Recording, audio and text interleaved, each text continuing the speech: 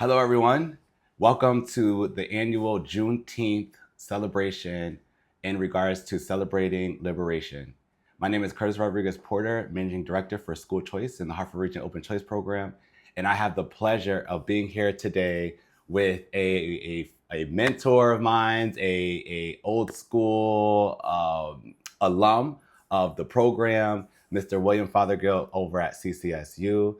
Mr. Fothergill, for me, this is like an out of body experience for me, considering like back in the day, I used to be running across campus, right? And with my fraternity brothers and my friends. And now today to be sitting down, having a candid conversation in regards to Juneteenth with you. Would you be able to just share a little bit about you, right? Your background, what do you do for work, and your connection to then Project Concern? Okay. Well, that's a lot. And then you call me old. You call me old school. Again, my name is William Fothergill. And again, my primary, I call one of my primary, hats that I wear is I'm a counselor at Central Connecticut State University. I've been at Central since 1996 and stuff, and within the same capacity and so forth. Outside of that, I run my own consulting business, which is Kabila Consulting Services, where I do a lot of consulting with schools and organizations around the mental health needs of student populations and so forth. I describe myself as a wellness advocate, less of the clinical side of things. I am a licensed professional counselor and have several certifications in breath work and grief and loss recovery and so forth. But, I look at myself as a wellness practitioner because I believe that, clinical is only one side of it. Right. It's looking at disease disorders, and I know in my life as a counselor, people come in to that space for different reasons. And ultimately is to be as well as they can be, right, and stuff. And so to me, I looking at people's strengths, looking at people's capacities. Yeah. And to me, wellness kind of encompasses that. Perfect. And I know that you're also an alumni of then Project Concern. Correct. What district did you graduate from? Well, I graduated from Suffield High School, good old Suffield High School, Wildcats. But I was in the program since first grade and stuff. My mom decided to do this pivot, and we moved down south for 2 years. Okay. And she was like, nope. And we moved back up. And so I was out in Glastonbury for elementary school. But then when I came back, my placement in Glastonbury was full. And so they offered me Suffield, and again, that was a great experience for me. Awesome. Well, we're coming up on 60 years, so this is like a full circle situation again with just us being here. But in regards to your background, you mentioned that you're into, wellness and things of that nature, and you work closely with youth and a variety of folks. How would you relate that to the liberation of us, specifically folks of color? And I know you work predominantly with a lot of young males and men. How would you equate that to liberation for us? That's a good question. I think, we've pathologized Blackness, and I don't think that's been intentional. I think that's been purposed. I don't think it's us that has done that. And so we look at our lives, we look at education, we look at aspirations from this pathology perspective, the less than, right? And not and lose sight of our contribution and how education has always been significant to us, even before we even came to the Americas or we were brought to the Americas. The ability to learn and grow and community healing and community growth has always been a part. And I think somewhere we kind of lost some of that direction recently. And I think that there's a resurgence of trying to redefine that. Okay. What I look at is, we know within education, we talk about, and again, we have the attack of DEI, right? Correct, yeah. And so we know education in that space. But in the wellness space, I think we've lost sight of what has helped us to prosper, the resiliency that has got us through, right? We'll talk about, there's theorists that talk about, generational trauma, right? Yeah. But not generational resiliency. The two have to exist together. It's like a coin, a coin never has one side, it's another side. So those two have to balance. And so for me, in the work that I do, is to try to celebrate the authentic wellness practices of African people, right? So there's no way we could have survived what we've survived, the challenges, without resiliency, right? And a part of that resiliency is education, right? The aspiration to learn, to grow. And we know that that was important because it was denied, and it's still being denied, right? So when we talk about these attacks that are taking place in our educational system, it's still an attack on your ability to grow into your full capacity, whether it's in the learning area, whether it's in, finance, whether it's in personal wellness and growth, right? So to me, it's like the intertwining of that, because education, not academics, because those are two different things. Education should be a lifelong thing. It is the development of self, right? And so to me, you intertwine that with wellness practices, that wellness is the education of the total growth, the total development of the human experience. I love that. I love that. And, just how would you, in saying what you just mentioned in regarding to education, in what ways is it viewed as a tool of resistance or empowerment? So how would you define resistance? For me, I would define resistance, and for me personally, it being there. However, as you mentioned, maybe I grew up or society says that it's not for me. And so therefore, in the essence of blocking your own blessings, I'd be like, oh, I'm not going to go to college, right? Because that's not for me. Or I'm not going to go because I can't financially support it, and or nobody has taught me or shared this experience with me. So I would see that or view that as a form of self-resistance. Okay. So that's, in my context, that's how I would relate. Okay. And again, and the reason why I asked that question, because, people that know me, I'm a word person. And to me, words have power. Words really define this. It's almost like for people in computers, it's like a program, right? And we can program ourselves to certain things. Like I was just saying before, we embrace this pathologized perspective, right? And that's a program. There's somebody behind the scenes typing that in. And so to me, when I feel like a resistance to something, that means I have to cooperate with that. It's almost like the game of tug of war, right? So if we were playing the game of tug of war, right? We have to be in agreement. Because if I put the rope down, then what do we have? We're not. It's just man with rope. Yeah. That's person with rope, right? So again, that resistance has to be, somebody has to buy into it. And so for me, I would frame that a little differently versus the versus the resistance of it. Because if I'm going to spend my time, my energy resisting it, you've won. Right? So we've got to step out of that, right?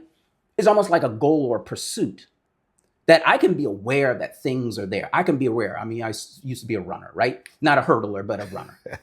But in if we think about hurdling, right? So we know that the barriers are there, but a good hurdler is looking beyond the barrier. They're trying to get over the barrier. So to me, instead of me spending my energy on the resistance of things, how do I think about how do I need to begin to project myself outside of that? I heard a great person say, sometimes we focus on the walls in our lives, right? What do I need to do with the wall? I'm going to get over the wall. But there's an other side of the wall. Can I envision myself on the other side of the wall? Because that's where my growth, my life opportunity is on the other side of the wall. I know that the wall is there, so I'm not trying to paint a picture that we shouldn't know the barriers that exist. But sometimes I think we can spend too much time focusing on the barriers and not what's on the other side of that. What do I need to fulfill my truest capacity? Who do I need to link up with? What resources do I need? It's like a skill assessment, right? So I need to be able to acquire all that I need. Absolutely. And then I can project myself. But if I spend too much time trying to dig myself out, of at least digging myself into the problem, then I may never leave the problem. How do I look beyond that? And I think that is a tale of the experience of African people in the Americas. Because in spite of in spite of, they still couldn't crush their hopes, their dreams, their aspirations. See, they saw something. Right. They saw us here. They saw all of us here. And we're here. But now the question is, can we see ourselves someplace else? Yeah. Can you see your children, your grandchildren, the 10th generation, someplace else? They sacrificed. They put on, as Maya Angelou said in her poem, they put on the smile. Even though their hearts were crushed. They dealt with oppression. They dealt with bigotry. They dealt with bias. They put on the smile so that we, and when I'm saying we, the young people, the students, we who walk this space now can have much more. And our tribute to that, in the tribute to this time, is to be able to recognize that and pay that forward. I love that. I love that. And so would you say that folks were self-empowered out of the resilience? Came self-empowerment? Yeah, self-empowered, but self-empowered comes from plugging in, right? Because nobody does anything by themselves. I mean, I have these conversations with students all the time, and they're like, well, it's like a self-made man. What is a self-made man? So you got clothes on, right? Where did you buy those clothes? Well, I bought those clothes from the store. Okay, so did you create the store? No, I didn't create the store. So did you create the fabric? No, you didn't do that. So we all are interconnected, and it's being able to do that. You know, one of the things I talk to my buddies, I belong to a group called Chop It Up, and it's a group of professional men, and we get together. Since COVID, we've gotten together, you know, to uplift each other and to challenge each other, to hold each other accountable. And we have these conversations about accountability, right? And responsibility and stuff. And it's that question of, you know, in that responsibility and accountability, we have a responsibility to ourselves, but we also have an accountability to other people. You know, how do we begin to rebuild the communities that we had? Because to me, that's where the fracture is, right? Because there used to be, and I was laughing with somebody the other day, you did something way back when, 3 blocks away. By the time you got home, your parent knew what you did. And along the way, you might have been chastised by 5 other people who maybe related to you, maybe not related to you, but it was acceptable because that was a part of the community watching out for each other, right? And now we live next to people, we don't even know our own neighbors. You know, true. The students don't even know the name of their professors, and they've been in class a whole semester. Who's that professor? Mr., Miss, Doctor. Yeah, but what's the doctor's name? I don't know, right? So we've lost that sense of connection and stuff. And so a part of that individual, you know, accountability and responsibility is also the collective. It's the collective of it. No, I agree. We know that you do incredible work, of course, right? And not just with men, again, but Black men specifically at CCSU with the Brotherhood Initiative. Can you share a personal story or example of where education directly changed the trajectory of someone's life or path? I mean, there's that's an unfair question. You know, because it's, you know, education is like a seed, right? And I think sometimes we think we need to see the germination and the harvesting of the seeds we plant. And I say this to my students all the time. I look at myself as a sower of seeds, right? And as a sower of seeds, I have learned, because, you know, young professionals, we come out of school, we're going to change the world. We're going to just affect everybody. And I think as we mature and we grow, we realize, no, I have a space, you know, I have a calling, and that's where I am. Doesn't mean that I don't affect people in different areas. But to me, as a sower of seeds, you know, I'm not always going to see the final product. You know, I had lunch, or one of my mentees, you know, which was a student at CCSU, took me to lunch. Right. So now he's this young professional. He took me to lunch, and I was so grateful. My brother was like, let's go out, you know, lunch, buy you lunch. And in that conversation, he looked over at me. He said, Fothergill, he said, we got to find a way of giving you your flowers while you're alive, because we've been so impacted by you. And I'm like listening to him talk about paying these flowers, you know, that level of gratitude forward. Absolutely. You know, and that night I text him back. I text him after our lunch thing, and I said, you know, one of the things I wanted to say to you was looking at your growth from where you were to where you are. I have my flowers. See, I don't have to wait for the flowers because the flowers is the seeds that I plant. Right. You know, That's and I plant them with expectation that they're gonna grow. As I challenge my students all the time and say, you know, and again, I look at this as a God gift that to me, I can see something beyond what's in that moment. And that's what I'm investing in. Because the moment may be chaotic for many students, right? The moment we get students in, and you know, you keep referring to my work with men and stuff, and that came out of not that I wanted to work with men, because you know it came out to me is the calling to work with men, of being able to see men struggle, right, and seeing some of the struggles that men go through not being acknowledged by the larger society because we focus on, again, the pathology.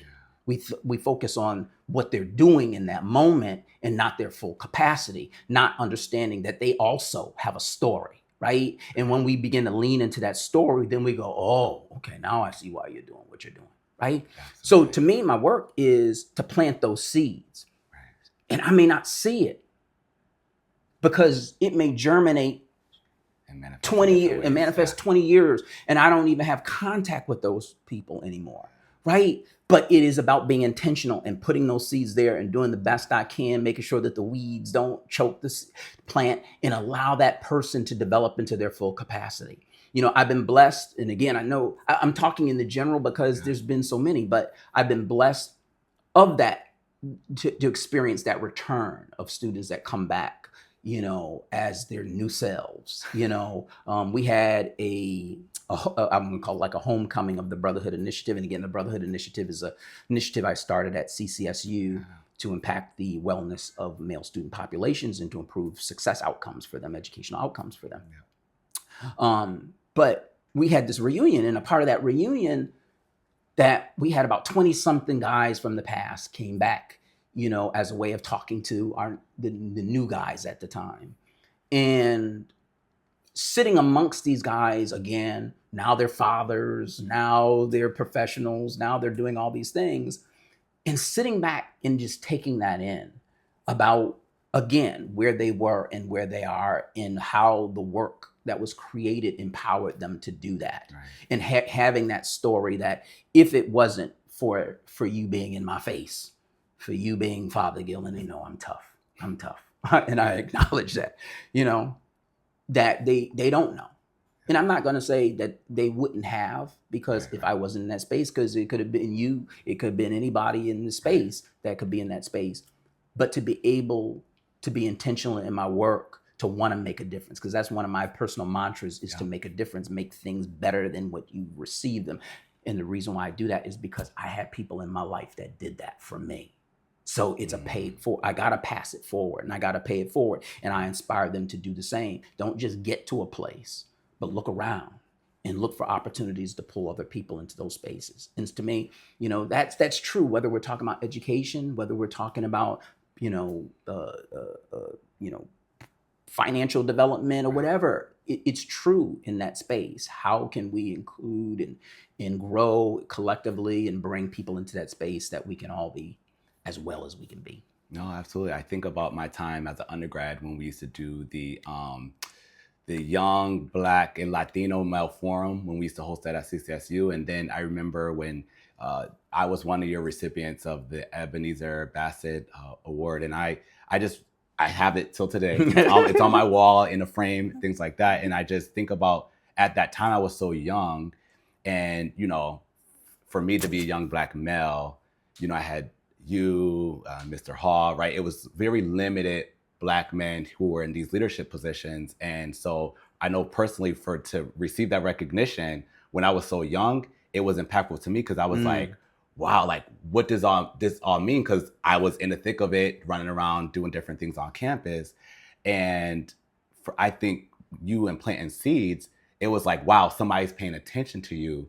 So you must be doing something right. So even if you don't have clarity, keep on doing what you're doing. And so just that acknowledgement, I know for me personally, definitely planted the seed in me continue to do the work that I was doing on campus that led into the community and now in my work today. So I definitely appreciate what you're saying and hear you, and about planting the seeds and not knowing how it's going to germinate. Yes. And and just to have folks to come back and say, I'm still here. Exactly. I'm still doing great things, Exactly. and to know that you can call on a lot of us. Hey, I need you to do this. And we'll be like, all right, we got you. We got you, And that's not, and that, you may mention that. And that to me is a part of the crowning glory of the work, is what you said is so true, that, I can't find one guy from our past, the alums, that's what we call them, the alums, that if I reached out, that they wouldn't be there. And that took place just 2 years ago, when, the award was kind of challenged on this whole DI concept of here we are and stuff. And we had to kind of pivot and move the award ceremony off campus.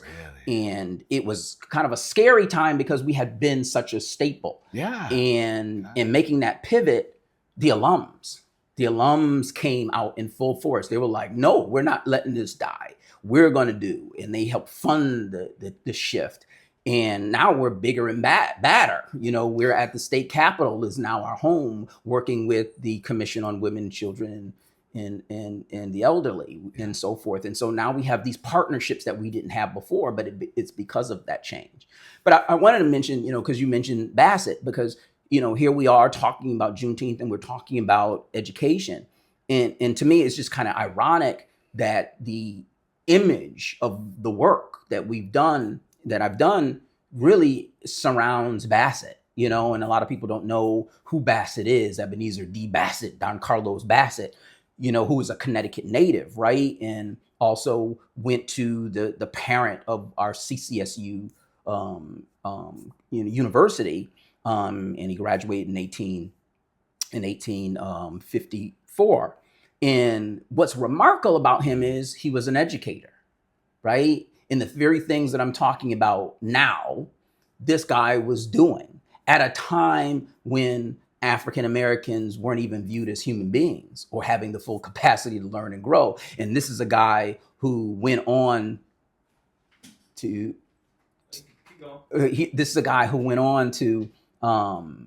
graduate at the top of his class. This is a guy that went on to not only be the educator in several Connecticut school systems, not only that, became one of the presidents of Cheney University, which is the oldest historic African American or Black university. Not only that, he became the first African American to be appointed as a U.S. diplomat at a time when the diversity was not there. When you talk about me and Mr. Hall and so forth, and you say, well, there was so few of us. Well, he was walking those halls by himself, but yet he understood the power of education. And he passed that power on to so many that we can read about today, that was inspired because of the sacrifices that he made, because he believed that education was a key.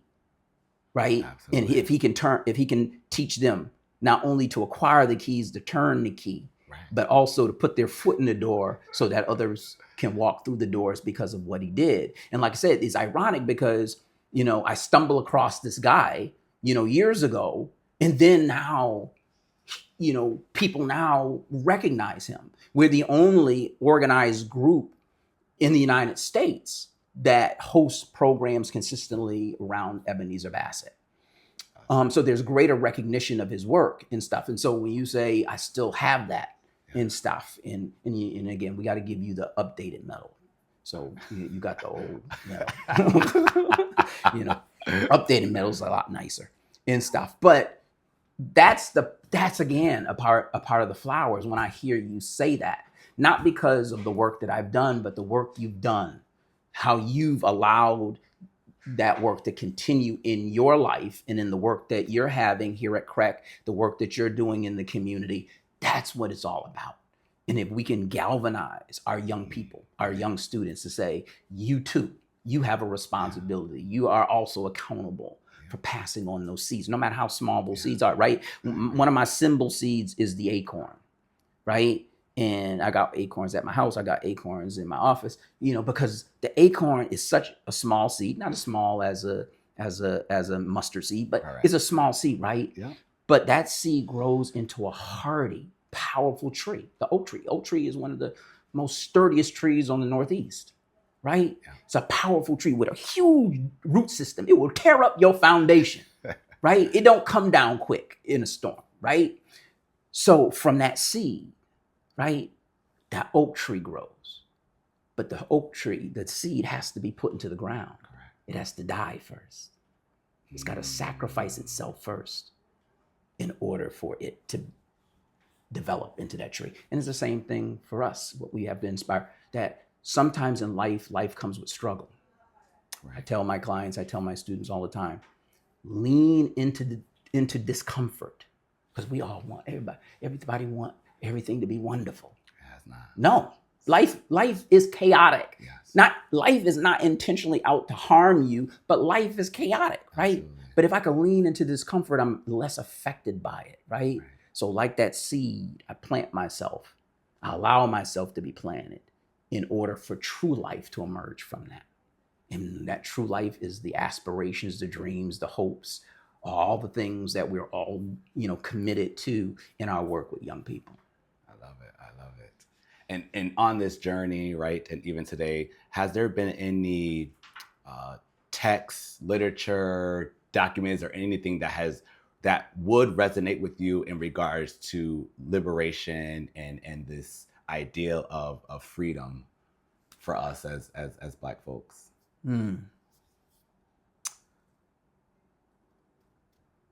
Nothing that jumps out at me as text, because to me, I just absorb stuff. I just like to absorb stuff. But I just look at, in the African spirit, we're storytellers. Right. So the written is not something that has been, I'm not going to say, significant, but it the oral has been really our tradition, right? Yes. And so to me, is looking and hearing the stories, right? Because see, that's what's being threatened. We want to cut off the stories. If you don't have a story, then you don't know. We want to erase the story, and then you don't know who you are. But see, if we're people of the oral history, we should be less threatened by that. Let's keep just telling the stories. And so to me, that's where it is. It's, I love sitting with elders and listening, not looking at, they don't know nothing. No, they do. Yeah, and they could pass on and I've always been that way, and I take on that spirit because I've been called many times, you're the youngest old person I know, right? I've always been an old soul in stuff, but being able to listen and to learn and to watch. When I talk about resiliency, that's not in a book. Look at what happens. In spite of, I keep coming back to that word, in spite of, people are still trying to figure it out. Right? And so that's where the message is. The message is embedded in us. Now, the key part is, are you listening to the heartbeat? Are you listening to those messages? Those messages are there. Right? It's almost like a level of consciousness, right? Internal consciousness. That voice is there. But sometimes we don't hear it. It's still there. It's whispering, hey, Curtis. But sometimes we're so busy. Sometimes we're so consumed with stuff, we don't hear it. But if we learn to be still, if we learn to be still, then the messages of life are being taught all the time. Life is the greatest teacher that you can ever have. And life will retain you. It will, like we used to call it, staying back. Right? But life will retain you if you don't get the messages. That's why sometimes people say, well, I'm going through the same stuff over and over again. Well, life trying to teach you something. Right? Yeah. So if we allow ourselves to listen and learn and to experience, get out of fear, get out of doubt, get out of that level of confusion, because, life is safer than what I think sometimes we believe it is. And that's why I am a person that I put out there, go experience experiences, right? Life should be full of experiences. Correct. Get out, like you mentioned, get out of your comfort zone, push yourself, try something new, travel the world, travel the country. There's just so much. Correct. And within that, you do become fascinated, right? And hopefully you connect with different folks along the way on these different experiences to ask the questions, Correct. ask the stories, Correct. right? How were things then, or how are things here locally Correct. for you all, right? Especially if I'm American and I'm going to Europe or I'm going to South America, right? Like, what are those experiences like? Correct. So that I could then have that piece in my mind to share it here orally. Exactly. Right? And talk about, this is our experience, these are those experiences, right? And hopefully spark for somebody to say, I want to go find that out for myself. Exactly. You know, I want to so go taste that. I want to go smell that. Yeah, right? It's so funny because, you know, I went to graduate school, my first graduate degree, I went to New York. And I remember my friend saying, William, you going to New York? You know, and it's so funny because getting to New York, I realized how small Connecticut and Hartford was. You know, but if I didn't have that experience, it's like, oh, dang, I thought Hartford was big. And it's like, no, Hartford, teeny bit little town. It's a town, ain't even a city, right? And so you're right, getting out there and just being able to experience that. And to me, that is that ability to kind of challenge those constructs that work against us, is being able to defy all of the knots, right? Yeah. All of those have tos, and being able to say, I can go out and experience. Like I always say, you know, what would life be like if there was no borders?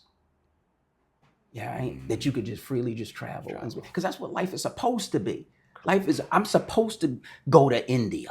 I'm supposed to go to Botswana. I'm supposed to, as a human being. I should. But then we put these invisible, because they're invisible, right? Yes. They don't even really exist. We put these invisible, you know, borders there, and then we go, can't go there. I can't go there. I can't do that. Instead of looking for those opportunities. Yeah. Looking beyond that wall. Yeah, right? Looking beyond. Can I tell you just a quick story? Absolutely. You know, I went to Costa Rica a couple years ago, and we were at this banana plantation thing. And there was this guy, and I'll be short, but this guy, he was from France. Okay. And he was telling his little story, and he said, well, and we were like, how you get here in France? And he was like, well, I got this little boat. And he said, and I decided I want to travel the world. And it was like, oh, wow, he got this little boat, and he's traveling the world. How are you traveling the world, right? So he says, so I was like, I'm asking him a question. Okay, so, well, you got a big boat? No, I got a little boat. And it's like, so how'd you end up here in Costa Rica? He said, well, anytime that I run out of money, I hire myself out. So I'm working on this banana plantation until I got enough money, and I'm going to set sail. Once I got enough money, that's how I'm going to travel the world. And as I'm listening to him, I'm just like, what a great, powerful lesson. He didn't let money be his limitation, time, opportunity. He set out on his boat. And I know it's not the whole world, but there's a lot of distance between France and Costa Rica. Oh, yes. Right? Oh, yes. So he set out with his hope that he's going to travel the world. And in that, he's staying in the moment. If I don't have it right now, I'll work to get it in the moment. I'm not going to fear it. I'm not going to get depressed over it. I'm not going to be anxious about it. I'm staying here in the moment. Yeah. That's what this whole education thing is about. Look at what he's exposed to because he's living in his hope versus his hopelessness. Oh, man, that's a great story. And you just mentioned education too, right? How do you feel that liberation would look and feel in education in 2025 in this moment, in this period that we're in today, right? Like, whoa, you asking these tough kind of questions. And especially when you say in this moment, right? Or what would it look like in the near future? In the future. Yeah, okay. Well, I'll try to answer both. I think in this moment, we are affected by that which we allow ourselves to be affected by. Right? I always look at COVID. People say, well, during COVID, everybody lost money. Not everybody lost money. Right. Some people made out big time in COVID. Right? So it's the same thing now. Are you gonna be pivoted by these distractions? Or are you gonna dig in and figure out what you need to figure out? Mm-hmm. Right? That the power is, I think we've made institutions our way of being educated. You know, again, I'm a product of Hartford, right? And I remember as a kid, you know, going on Clark Street to Artist Collective when it was in the hood, right? And stuff. And no offense, right. You know, but you know, and I remember it was like a couple 25 cents, 75 cents a week. And you got African drumming, you got, you know, dance, you got all these things, art, you got all exposed. And some of those people I didn't realize until I got into my 30s that Jackie McLean, the founder of Artist Collective, and his wife Dolly, they were bringing in people who were famous people, and we didn't realize it. Renowned. Yes, and I'm looking on TV, and I'm looking 30 years old, and I'm saying, I remember that guy coming and drumming in the hood, right? So in that experience and that exposure of being able to you know, intertwine all that. So to me, a part of that liberation is the now. Don't get distracted. Don't get distracted. Find a way. Right? Because in some of our most impoverished schools, we've got creative teachers who are able to dig into their creativity and they make something out of nothing for the students that they have. More teachers need to do that. More administrators need to do that. Right? But in the long term, you know, I'm an optimist, right? You know, I get pissed off at life sometimes, but I still maintain that optimism to be optimistic and stuff. And to me, the optimism is built in the human capacity, right? What do we want? What do we want? What is the vision? Do we have a vision? If we don't have a vision, let's sit down and talk about what that vision is. You know, so to me, a part of it is we're going to still educate students. We're going to still inspire the future doctors, lawyers, administrators, educators. We're going to still do those things. But I think we need to do those things more creatively. Can I tell you another quick story? Absolutely. I went to this, it is kind of ironic. I went to this conference, this international conference on men of color. And it was held in Dublin, Ireland. Oh, really? Yes. You know, and so everybody men of color. Yes. Oh, okay. It was held in Dublin, Ireland. And it's like, why is this conference in Ireland? Right. But long story short, it was in Ireland because it was like the anniversary of Frederick Douglass. And I can't remember the leader, Connor, I think his name is Connor, who is a rights leader in Ireland, that they came together. And they were talking about their struggles, the commonalities of their struggles, Frederick Douglass and him. And so they wanted to have this as the anniversary in Ireland. But long story short is, I'm amongst all these low, powerful people. And my paper was I was accepted into this to present my paper. And here I am with people who I admired, people who I've read their stuff. And I'm presenting in the same conference as these people. And I'm like, this is just bad. But every night we got around and we sat in the lounge area and talking and kind of, you know, debriefing ourselves from the day. And one of the things that they were talking about is this invisible pipeline that they created. They had a pipeline from middle school to graduate school, PhD. You say, well, Fothergill, give me the name of the pipeline. Doesn't have a name. Where are they located? They located wherever those men are and women. So how are they working collectively? Because they found a way of bridging their capacities together to make a way for young people. They identify these students in like middle school. They track these students, they pass them on to each other until they reach their final destination.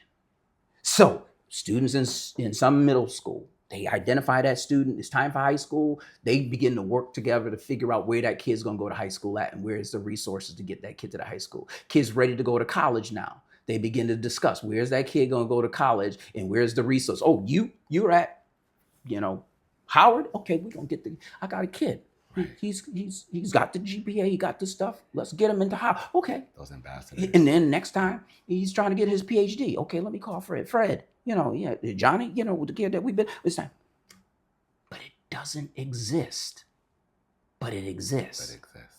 Because they're outside of the boundaries of social control. Because they're not in a building somewhere. They ain't got a hierarchy. They've learned to use capacity. That's, to me, the liberation. We need to get back to using our capacities, not institutions, not agencies. I'm not saying that there's not a place for that. but we all have networks. Are we using the capacity of the networks of who we know? Am I taking students that I know that are involved in CREC and being able to nurture them? Are you taking the students that I'm working with? Are you being able to? Is Olga doing that? Are we all doing this to be able to be? Because if we're too dependent on the institutions, then the things that we're experiencing are going to shake us. But we need to be under the radar. Under the radar. I love that. That makes a lot of sense. And so you've mentioned a few things, and you talk about innovation and our way of liberation for innovation. But in the context of Juneteenth specifically, right? It's celebrated on one day. How is it that in what you just said, because I love how you beautifully put that all together. How can we celebrate and commemorate Juneteenth beyond just one day as educators, as a community? Well, I'm the wrong person to ask that question because I struggle with these one day celebrations of anything. Right. I do. I really do. I just gotta be honest. So, you're wrong, right? Huh? It should be every day. To me, right? It is. It exists, right? Mm-hmm. I come back to the oral, and a part of the oral is, of what we learn and what we hold on to, and be careful not to make our narrative about defeat and overcoming defeat, right? Because because anybody know, good friend of mine, and I learned so much from him. His name is Leonard Epps. He was an educator here. And one thing I love about Leonard Epps is when he talks about stuff, he talks about the full capacity of it, right? One thing I know, and I call myself a little historian, and I love history. And I look at the history of the struggle. And one of the things, a part of that history that's not told, is who these people were, who were captive people. Because we look at them as broken people, uneducated people. No. If we look at those tribal groups were agricultural people. They were craft people. How could you build a nation with people that were ignorant in such a short period of time? Because remember, America doesn't have a long history. Right. Europe has a long history. Africa has a long. Asia has a long. This country don't have a long history, and we act like it's been around forever. No, it hasn't. So how are you going to change a nation with people that didn't know nothing? Nope, impossible. That means you had to target people that knew how to grow stuff, people that knew how to weave. So we didn't come here ignorant. We came here with full capacity. And knowledge, right? And we built on that capacity. That's why we can see our contributions and so many other things, right? So again, holding on to that. And that's what I said, a part of that message is knowing who you are. So we have to do that again. Parents, that's my challenge to parents. Yeah. Don't wait for the school to educate your children. We got beautiful, and that's one thing I can say about Connecticut. We have some beautiful libraries. We have some real, and that goes back to when I was a kid. I remember going to Barber Street Library with Miss Cherry sitting up there, and you wanted a book, she would help you find that book, right? And I know that's still going on. Connecticut, we have some really good libraries. I can't talk about other states, but I know this state, we have really good libraries. So the capacity for information and learning is right there. And I know the Hartford Public Library downtown, they used to do computer classes and stuff. So don't sit around talking about you don't know how to do computers, and they have free stuff down there, right? So we have to look for those kinds of things. How do we grow? How do we continue to learn? Right. To me, it first begins in some level. When I say family, I don't mean just blood family, but the family system. Family is no other term for family is community, right? Yeah. That we must develop those systems of learning, right? And then our kids are introduced into the educational system, but it's not all there. And we have to help them to understand that learning and growth comes far beyond the walls of, I don't know what time kids get to school now, but let's say 7:30 to 4, right? There's more to that. How do you desire, hunger for something greater than what you have, whatever somebody's spoon feeding you? Right. Because the power is, if I can spoon feed you, you're limited. Because if I don't want to feed you today. But if you know how to go find that spoon, right? Yes, indeed. And How do we create it, right? Yeah. How do we begin to bridge those things together? And so to me, I think, when we talk about, the future, when we talk about liberation, when we talk about, Juneteenth, to me, it's the total story. I don't want half of a story. I want the whole story. Right. And like I said, I'm a historian, so I love stuff like this. I do genealogy. I love to do African Native American genealogy. That's my passion, because that's my family history and stuff. And I look at these people. I remember. Can I give you another story? Let's go. I'm a story. Remember, I told you we storytellers. Yeah. Or I remember talking to my grandmother. I was probably around 10, and my teacher gave us assignment to do our family tree. It probably was because remember, I'm a product of the busing program, so it probably was inspired by roots. I don't know. So I'm calling my grandmother and I'm talking to my grandmother about the family and stuff. And so she was talking to me, so she was giving me some kind of cryptic information, right? Because a lot of them didn't like to share stuff.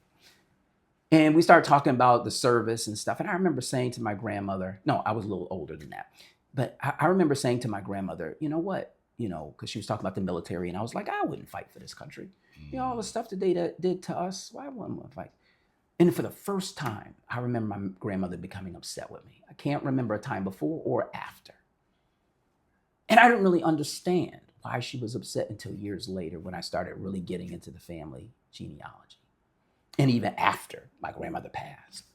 My family has a long history of serving in the military. My grandfather fought in World War I. Okay. And her defense of that was, wait a minute, we've always been there. This is not somebody else's story. This is your story. And even years after she passed away, when I began to dig, I have 4 grandfathers, great, who fought in the Revolutionary War. Wow. Revolutionary War, not Civil War, Revolutionary War. Wow. Right? And so my whole idea of who I am and my ability to see myself, that's why I inspire students to look at that, to see myself in the context of our history changed when I was able to see myself in the history.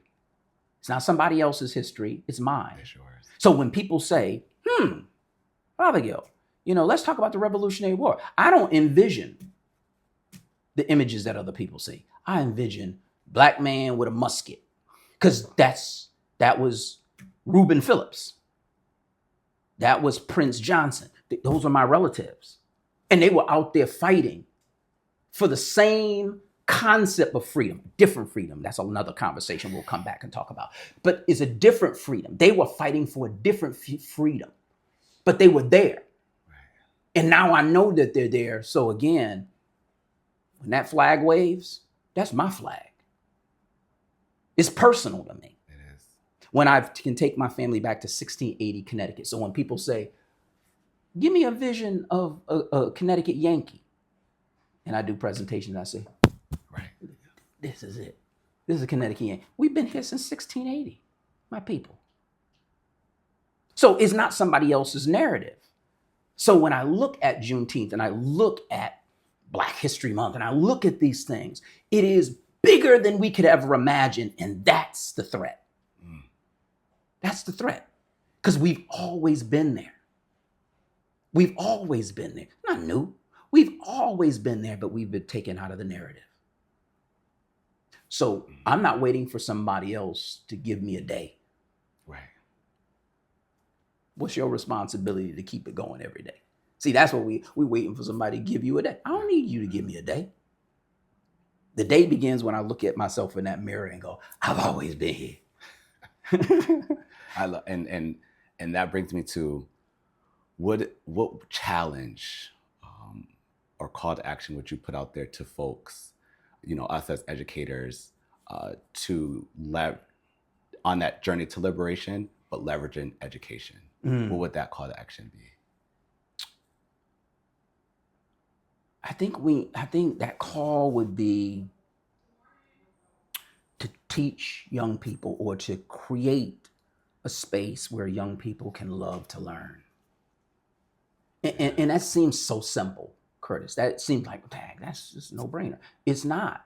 Because I think a lot of young people have learned that to learn is harm. It's harm. It's a space of harm. It's a space of criticism. It's a space of doubt. And even at the college level, we're trying to still, to rectify wounds, early wounds that has been inflicted by education. But you got to love it, right? And I tell people this all the time because I've been circulating in education for a long time, that all educators, all teachers don't love children. Sorry. It's a stark reality. Sorry. Some is just a job. So we assume that. We assume because you with children, you love. Nope, that's not true. Right? There's some people who do more harm. And there's some people that just don't like even to teach. Right? They know it. We see that in college, right? We got a lot of great professors who don't know how to instruct information. They know the information, but they don't know how to pass that information. Those are two different things, right? I can know something, but it don't mean I can teach it to you, right? So to me, the love of education, the love of learning, and I come back to, Kwanja Kunjufu, the educator, and he talks about you should have, and again, this is kind of antiquated, but he used to say, you should have a globe in your house. So they're your children. So now we can just say, have a phone app that got the world on it, right? So they can see the world and they can see, like me, that Hartford was small compared to New York City, right? So they need to see it. He said there should be books in your home. So are there books? I can honestly say, and that's what I said, I know if you talk to different people who went through Project Concern, and again, I know y'all got different names for it. It will always be Project Concern to me. It will always, and Miss Carol. Those are my people, right? But to me, I can honestly say, brother, I've been blessed to have had great teachers, right? So when I hear stories, it's foreign to me. When I hear those negative, I only have one that I can recall really bad experience with an educator, and that was a guidance counselor who told me that I couldn't be something that I wanted to be, right? Only one. So I don't know who I would have been if I was flooded with people like that, but I was flooded with people who believed in me. And again, for me, my world was, I only had white educators. I remember in all of my education, there was only one black teacher in a school system that I was ever educated in. So I didn't even have that exposure to a black teacher or a Latino teacher. They were all white, right? But those white teachers loved educate, and they loved education, and they loved students.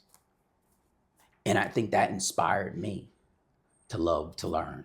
I love to learn. I love to learn. I love to learn. I love to learn in the classroom. I'll go to a conference. I love to learn. This is sitting here talking to you is learning. I love these experiences.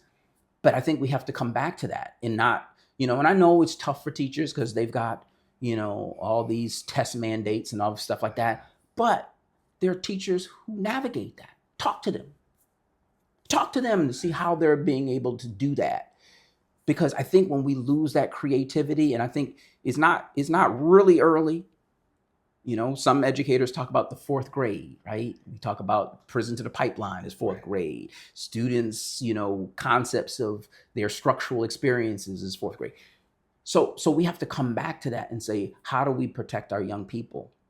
And I think it begins with those people who are spending a lot of time outside of the family, outside of the community, but the educators, those people who are educating. So my challenge is, for them, and also, and I'll say this, is the administrators, right? Because you can have some powerful teachers that you crush their creativity, right? Because I believe that you can be an administrator and still be a loving, caring, kind, compassionate person. You don't have to allow that to dictate, to derail you. So what does that require? You told me I can say these things. So I think that requires administrators to take some time, either getting back into the classrooms, go visit the classroom, go visit your programs, go sit in the program. Don't go administrate the program. Go sit in it. Right.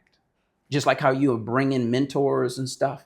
Well, why don't you go and mentor one of your programs? Not just administrate the program. Go mentor, but have face to face, hands. I'm a tactile person. Go touch it. Go feel it. Go smell it. Go taste it. Because that'll put you in closer contact. Because sometimes with administration, we can become so removed that we don't even know we have no connection to it anymore. And then we're not listening to those, we call them like the worker bees. We're not listening to the worker bees who really got their hands on the pulse, right?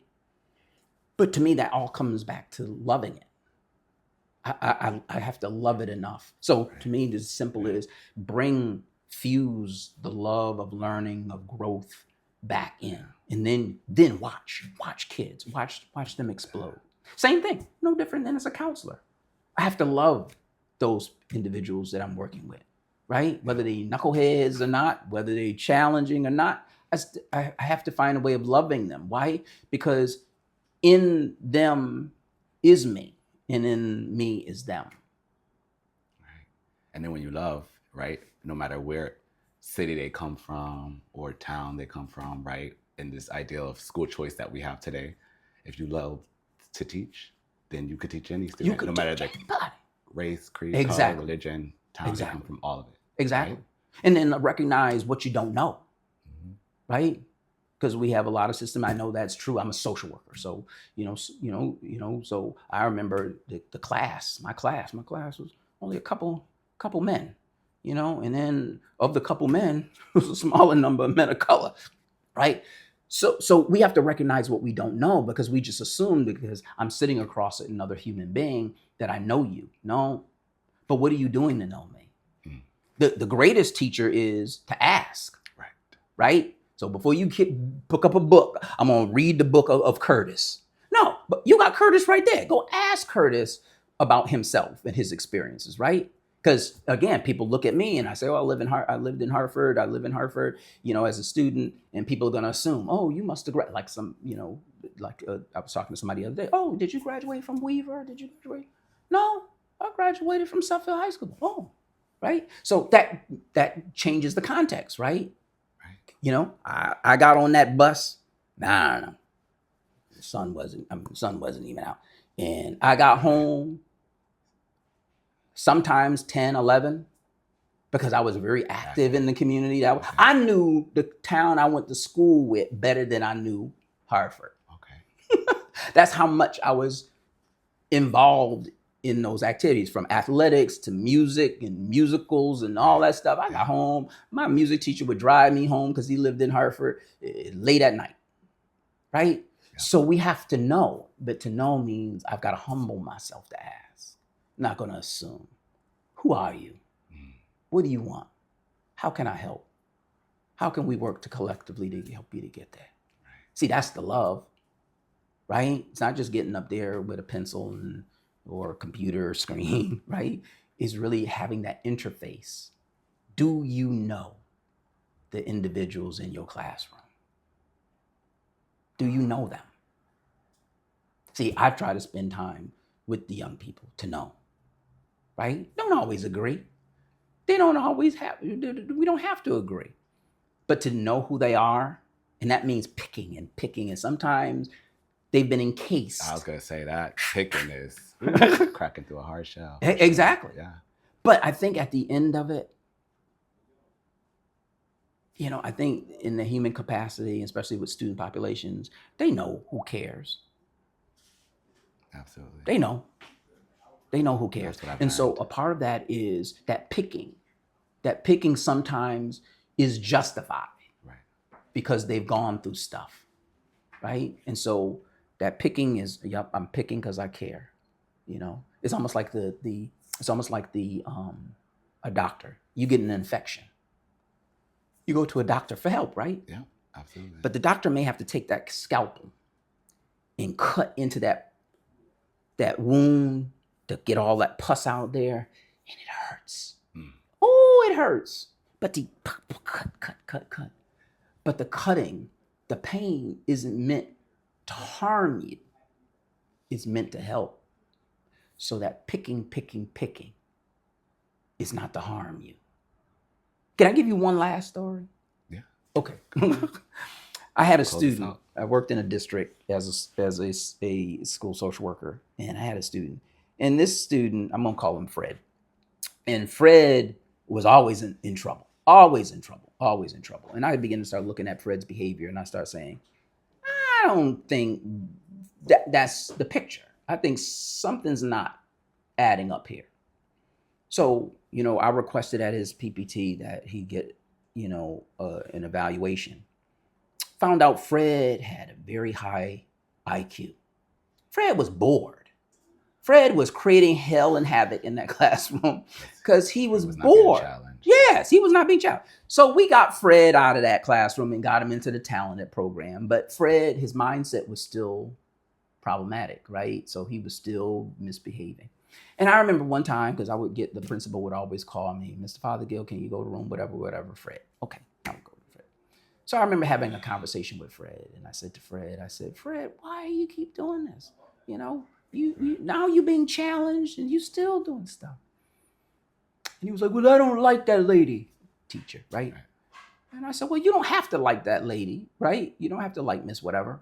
I said, but you do need to learn from it, and you need to behave yourself in the classroom. So he went on about not liking her, and I was like, so why don't you like Miss so-and-so? And he says, I don't like her because, she yells at me. Right. She's always yelling at me. And I had to think about it. And I said, Fred, sometimes I yell at you too. And I'm always going to remember this because this changed my trajectory in that ability to listen and to love, right? And Fred looked at me and he said, but that's different. And I said, why is that different? I'm yelling, she's yelling. He said, because you care. And I'm going to always remember that. That sometimes it's not what we do, is the intention behind it. Right. Sometimes that pick does hurt and he's going to yell out, ah! That hurts. But it's the intention behind it. Would our students say that we care? Wow.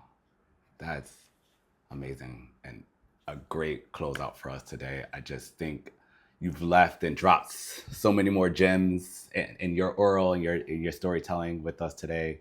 Again, Mr. Fothergill, I just want to thank you on behalf of CREC, on behalf of the Black Employee Network Group. Just thank you for joining us for this experience, for this conversation.